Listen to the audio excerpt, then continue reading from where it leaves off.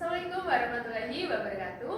Perkenalkan, kami kelompok 3, kelas 3B Akuntansi Manajemen. Pada kesempatan kali ini, kami akan menjelaskan implementasi accurate pada UMKM Soto Daging Nasional dengan anggota kelompok. Saya Nasir. Saya Dinda. Saya Evi. Dan saya Leli. Saya Olive. Di sini saya akan menjelaskan gambaran umum dan data usaha yang kami gunakan dalam proyek ini. Usaha yang kami analisis adalah Warung Soto Daging Nasional Food, UMKM kuliner yang berdiri sejak tahun 2019 dan berlokasi di Jalan Warawari, Lokwarung, Malang. Usaha ini memproduksi soto daging setiap hari dan masih melakukan pencatatan secara manual, sehingga sering mengalami kendala dalam pengelolaan persediaan dan laporan keuangan. Karena itu, usaha ini membutuhkan sistem informasi akuntansi yang lebih terintegrasi. Untuk profil usaha, nama usahanya sendiri adalah Nasrul Food, kategori usahanya adalah manufaktur. Tanggal mulai datanya adalah 31 Desember 2024 dan metode persediaan yang digunakan adalah metode FIFO. Lalu untuk informasi umum usahanya, untuk level distribusinya yaitu produsen, bidang usahanya food and beverage atau F&B. Lalu nomor teleponnya dan fax miliknya adalah 089562757748. Lalu untuk emailnya sotodagingnasrul@gmail.com. Tanggal mulai dan tutup bukunya adalah 31 Desember 2024 dan periode akuntansinya dari Maret sampai Desember. Alamat perusahaan pada Jalan Warawari, Lokparu, Kota Malang, dan kode posnya 65141. Nah, sebelum kita masuk ke transaksi, kita harus memasukkan beberapa hal terlebih dahulu. Ada daftar akun, lalu ada daftar barang, daftar pelanggan, daftar pemasok, daftar aset tetap. Lalu kita juga harus membuat bill of material dan biaya standar soto. Baik, selanjutnya untuk masuk ke transaksi yang pertama yaitu pada tanggal 1 Januari 2025, yaitu membuat akun baru, biaya standar, referensi manufaktur, dan bill of material. Untuk membuat akun baru yaitu dengan cara pada menu buku besar, klik akun perkiraan, lalu isikan tipe akun, kode perkiraan, nama seperti berikut. Kemudian klik simpan. Kemudian untuk mengubah preferensi manufaktur yaitu pada pengaturan, klik preferensi, dan pada bilah manufaktur, ubah perintah kerja dan tahapan seperti berikut. Kemudian pada akun perkiraannya, ubah persediaan, beban pokok penjualan, retur pembelian, dan beban seperti berikut, kemudian simpan. Selanjutnya, yang kedua yaitu membuat biaya standar. Karena akun soto daging sudah ada, maka kita hanya perlu mengubah settingnya saja, yaitu dengan cara pada menu persediaan, klik barang dan jasa, pada daftar barang, pilih soto daging. Pada soto daging, ubah tipe persediaan menjadi diproduksi dan ubah akun seperti berikut, lalu simpan. Kemudian membuat tarif biaya standar soto daging, yaitu dengan cara membuat akun baru, yaitu pada menu persediaan, kemudian barang dan jasa. Buat akun baru seperti berikut, isikan nama barang, kategori barang, kode barang, satuan, dan akun bebannya seperti gambar berikut, lalu simpan. Selanjutnya membuat akun biaya standar, yaitu dengan cara klik menu manufaktur,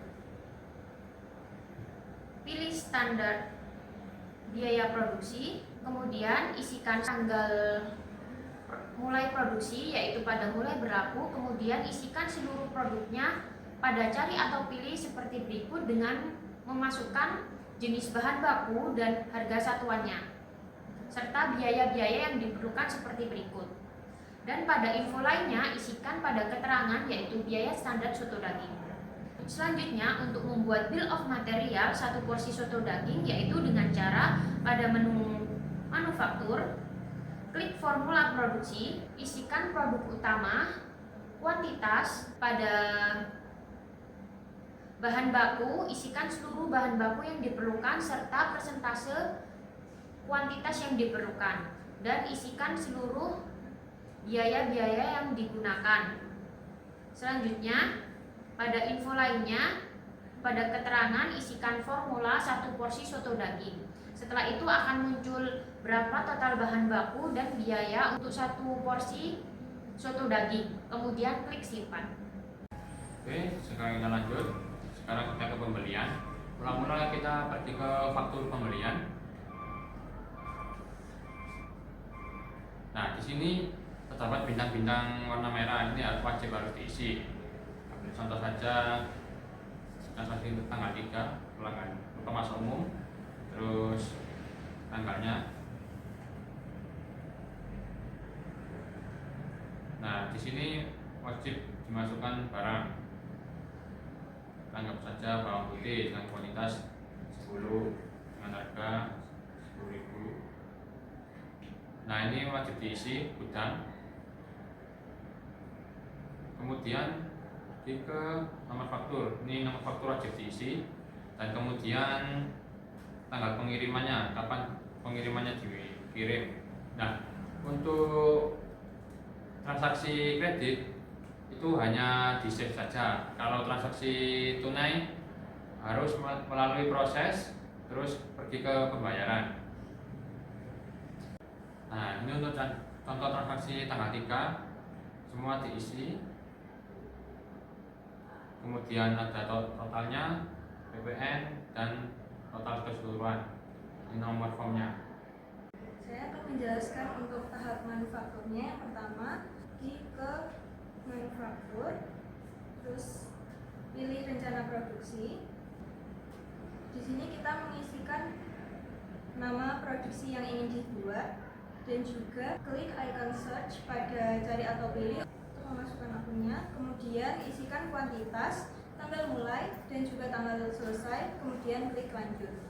Maka tampilannya akan seperti ini. Dari namanya yaitu sudah daging pelanggan umum, dan juga untuk formula produksinya juga sudah tampil. Kemudian ke info lainnya, isikan keterangan, kemudian simpan. Untuk tahap manufaktur selanjutnya yaitu kita pergi ke manufaktur, pilih perintah kerja, isi rencana produk, dan juga tanggal yang ingin dipilih. Maka tampilannya nanti akan seperti ini, rencana produk dan juga tanggalnya sudah sesuai. Kemudian klik simpan. Untuk tahap yang ketiga, kita masuk ke manufaktur lagi, pilih pengambilan bahan baku. Untuk tahap pengambilan bahan baku itu kita perlu untuk mengisi perintah kerja yang telah kita buat sebelumnya dan juga memasukkan tanggal.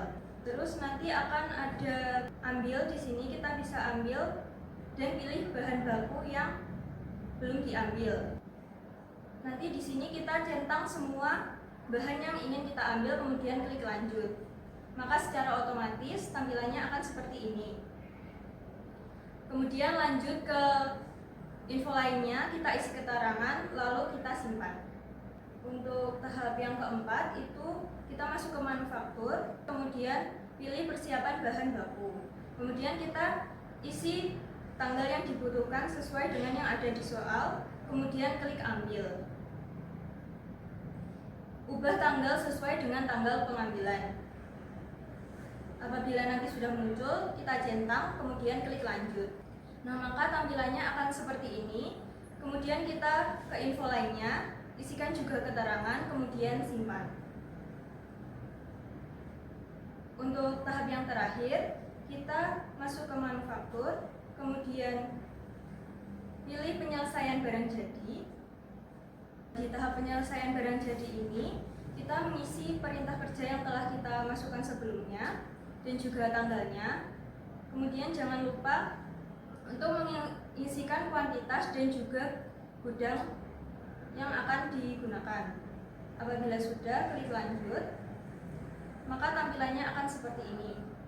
Kemudian kita isikan keterangan dan klik simpan. Oke, kemudian kita lanjut ke penjualan. Mula-mula kita pergi ke penjualan, ini RP, kemudian pergi ke faktur penjualan. Nah, di sini terdapat nama pelanggan, tanggal, ini wajib diisi. Kita contoh saja, pelanggan umum, tanggal 3, tanggal 5. Nah, di sini wajib mengisi apa yang dijual, seperti soto.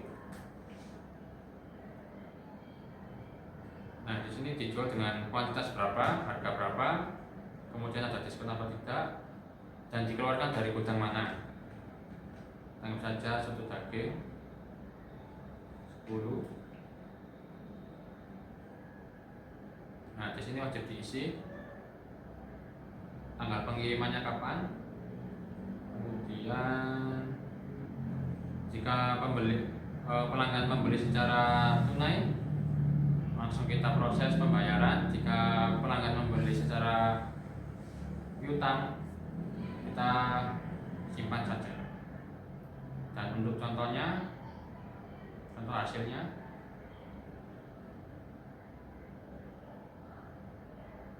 ini pembelian secara lunas, pembelian secara tunai lunas, ada nomor pelanggan, tanggal, dan nomor faktur. Kemudian tanggal pengirimannya.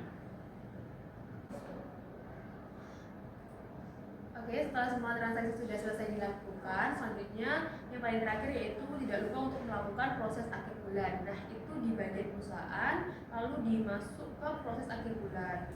Karena ini bulan Januari, kita pilih Januari, lalu kita bisa simpan.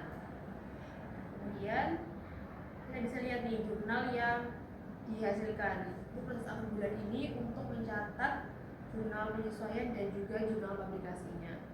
Selanjutnya kita akan melihat laporan apa saja yang dihasilkan oleh Accurate ini. Nah, untuk melihat laporannya, kita bisa masuk ke daftar laporan yang paling bawah ini sendiri. Kita masuk daftar laporan.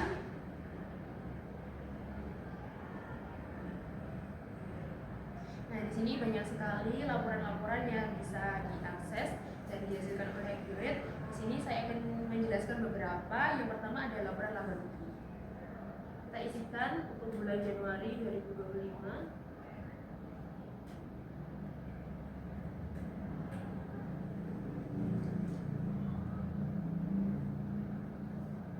Nah, berikut ini merupakan laporan laba atau rugi yang dihasilkan oleh Accurate, di mana ada pendapatan, kemudian diskon, beban pokok penjualan. Nah, di sini untuk perusahaan manufaktur ada yang namanya selisih nilai produksi. Ini merupakan selisih antara biaya standar dan juga biaya aktual. Di sini itu minus 475, artinya bahwasanya selisih yang menguntungkan, di mana aktualnya itu lebih kecil daripada standarnya, sehingga dia mengurangi jumlah beban pokok penjualan. Kemudian di sini ada laba kotor dan laba bersih di bagian paling bawah. Nah, saya akan menunjukkan yang kedua itu bagian neraca. Kita pilih neraca standarnya untuk bulan Januari 2025.